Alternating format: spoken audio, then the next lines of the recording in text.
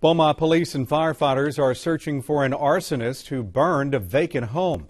During the past year, neighbors complained about the building and demanded action. 6 News reporter Callie Desimone explains the city is taking notice, but families believe it took too long and put them in danger. Now it's burned down. All I had to do was at least board it up. Frustration and sadness.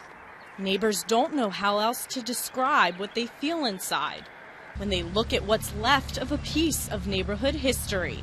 I'm pretty much devastated over it. The vacant home in the 1700 block of Pennsylvania was engulfed in flames when firefighters responded a little after 2 Wednesday morning.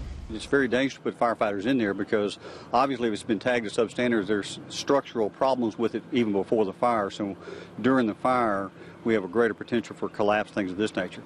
Several residents in this block say they were very disappointed when they learned of the early morning fire.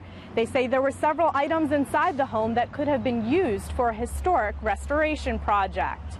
We had tried to get Housing Authority to let us get some things out of there to refurbish the Langham house, and several other neighbors, could have used things out of there.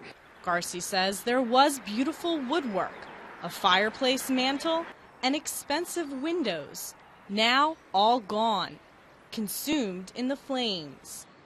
She believes the Public Housing Authority could have done more to care for the property. It is one of our public housing units, and as such, you can't just go in and tear it down on a whim.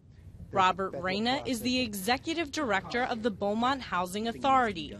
He says it's a constant battle to keep up their homes tagged for demolition. There's a federal process that has to be followed.